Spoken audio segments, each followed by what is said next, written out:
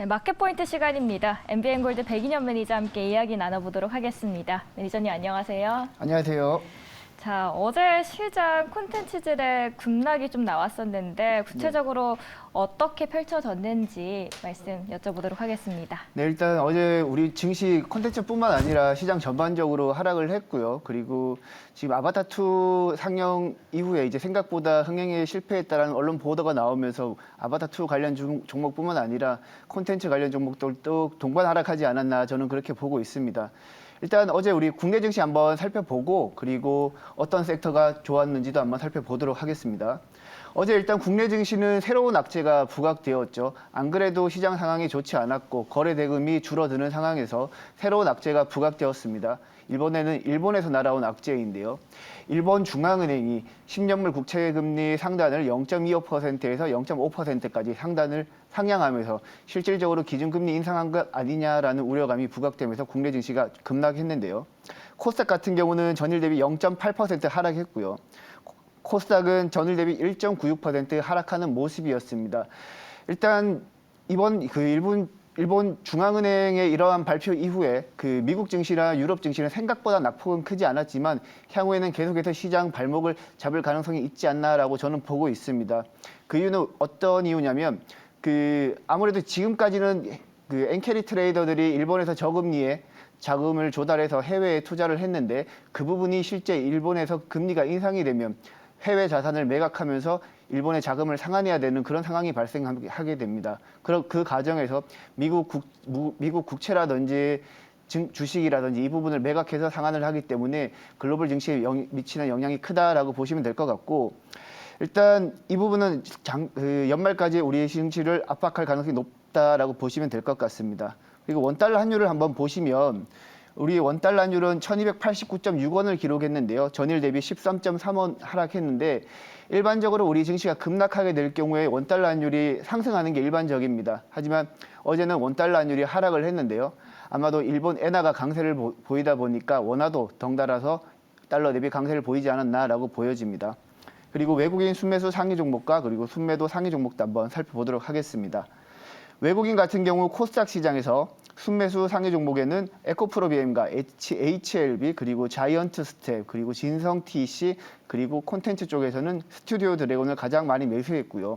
에코프로비엠은 최근 하락폭이 컸지만 저가에 매수하는 모습이었고, 자이언트 스텝은 어제 네이버의 대규모 블록딜 이슈로 급락을 했는데 그 부분에서 저가 매수에 들어간 모습이었습니다. 그리고 순매도 상위 종목에는 하이드로 리튬과 안랩, 그리고 카카오 게임즈, 그리고 오스템 임플란트와 휴마시스를 가장 많이 매도했습니다.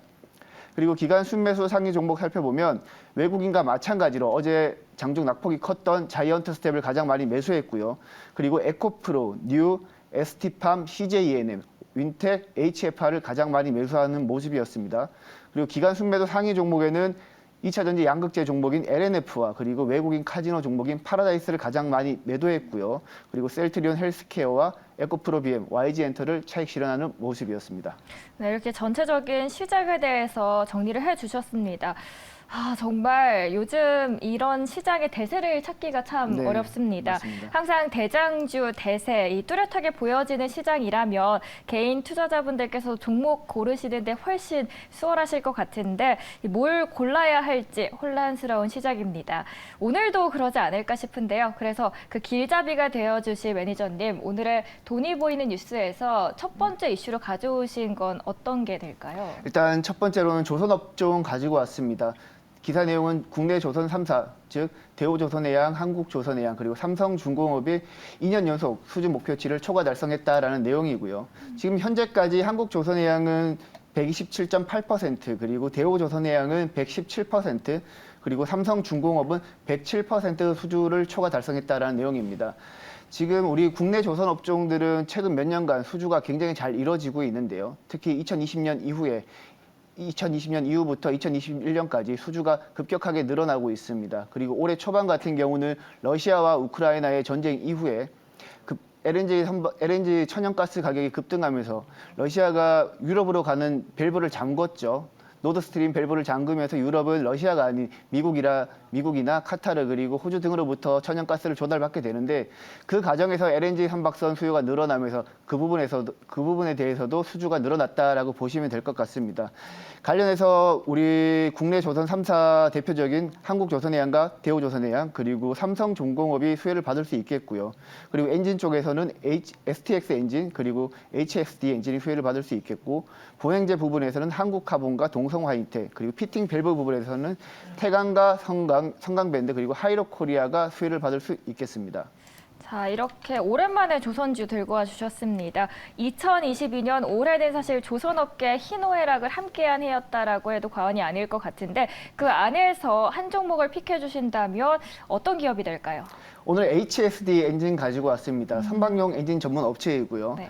제가 조선주를 왜 가지고 왔냐면 그 최근에 조선주 종목들이 이제 수주가 급격하게 늘어나면서 주가가 올랐다가 최근 조정을 받고 있거든요. 그 이유는 바로 수주가 매출로 바로바로 반영되는데 시간이 오래 걸리기 때문에 여전히 적자인 기업이 많았다라고 보시면 될 것 같고 HSD 엔진은 그 부분에서 유의미한 변화가 나타나고 있기 때문에 제가 가지고 왔습니다. HSD 엔진은 주요 고객사가 삼성중공업이랑 대우조선해양 그리고 중국 조선 업체들인데요.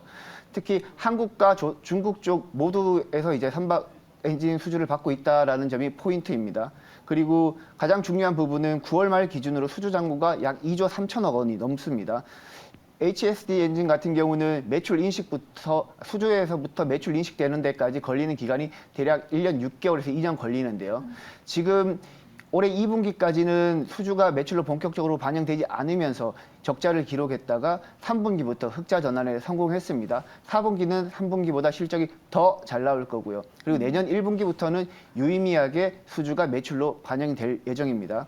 그리고 지난 12월 9일 같은 경우는 중국 조선사로부터 1,470억 원 가량의 추가적인 수주를 받았기 때문에 연말 기준으로는 아마 2조 5천억 정도 수주가 발생할 예정입니다.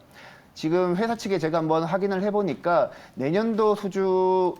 올해 수주가 내년도 반영되는 물량이 약 전체 매출이 1조 원 정도 내년도 매출 예상하고 있다고 합니다. 그 부분에 있어서 영업이익률도 로우 싱글 약 100억에서 300억 정도 발생이 가능하다고 하니까 그 부분도 참고해서 보시면 될 것 같고 차트 보시면서 제가 매매 전략 한번 세워보도록 하겠습니다.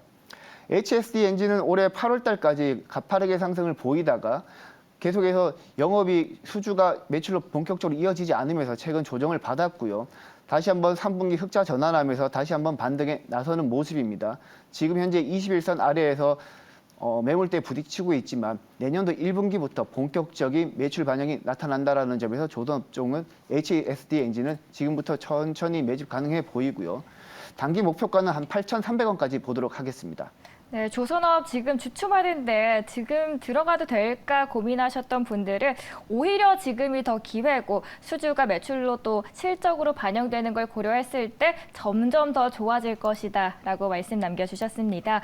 오늘 첫 번째 이슈 조선업이었고요. 두 번째 이슈로 넘어가 볼까요? 네, 두 번째 돈이 보이는 뉴스는 정부가 2단계에 걸쳐서 실내 마스크를 해제한다라는 내용인데요.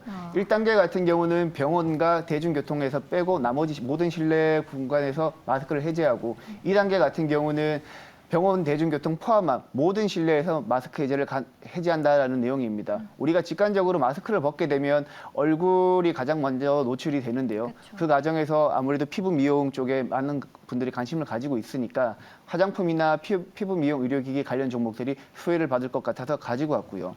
관련 종목으로는 루트로닉과 클래시스, 제이시스 메디칼이 피부 미용 의료기기 종목으로 수혜를 받을 수 있을 것 같고 그리고 화장품에서는 코스맥스와 한국콜마, 아모레퍼시픽이 수혜를 받을 수 있겠습니다. 23일을 기점으로 그러면 팔아야 될지 가져가야 될지 또 고민을 하시게 될 것 같은데 이 안에서 한 종목 어떤 종목으로 픽해 주실 건가요? 오늘 제가 가지고 온 종목은 지난 11월 30일에 한번 소개해드렸던 루트로닉 가지고 왔고요. 제가 소개해드린 이후 한 10% 정도 급등했다가 네. 최근에 다시 한번 21선까지 조정을 받으면서 여전히 매력적인 가격대다라고 판단해서 가지고 왔고요. 가장 핵심적인 부분은 미국 쪽 매출이 급격하게 살아나고 있다는 부분인데요. 지금 4분기 연속 매출이 사상 최대치를 경신하고 있고 실제 3분기 실적도 굉장히 잘 나왔고요. 그리고 올해 예상 PER이 12배인데 동종업종 PER이 19배라는 점에서 극심한 저평가를 받고 있다. 따라서 루트로닉은 지금부터 관심 있게 가져보자라고 제가 말씀을 드리겠습니다. 제가 앞선 이 보여주셨던 화장품, 미용, 의료기기 종목들을 쫙 한번 차트를 말씀하시는 동안 봤었는데 다른 기업들의 주가 같은 경우에는 이평선이 쭉 올라가는데 류트리닉 나 홀로만 좀 꺾였었는데 자, 이 종목을 선택하신 이유가 그러면 두 번이나 강조하신 이유가 저평가되어 있다. 기업의 가치는 너무 좋은데. 네, 지금 최근 이제 4월 달까지 주가가 너무 가파르게 상승하다가 네. 최근 조정을 받았던 이유는 3분기 영업이익률이 생각보다 못 나왔어요. 그 상반기 영업이익률이 한 22% 수준이었는데 3분기 영업이익률은 한 15% 나왔거든요. 네. 그 이유는 아마도 그 미국 쪽 영업 인력이 확충되는 과정에서 비용이 증가하다 보니까 그렇게 주가가 조정을 받았는데 하지만 영업 인력이 확충됐다는 것은 추후에 매출이 늘어날 수 있다는 부분이기 때문에 그 부분은 충분히 상쇄 가능하다라고 저는 보고 있습니다. 그럼 더 이상 이제 주가에 악영향은 없는 건가요? 네, 제가 봤을 때는 지금 뭐 악재가 기존에도 없었고요. 네.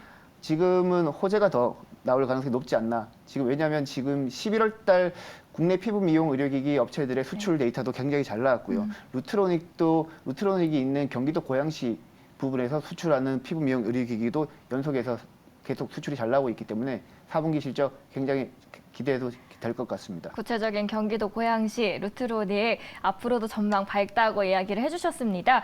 오늘 방송 시간 너무 짧은데 매니저님 따로 무료 방송 하실 건가요?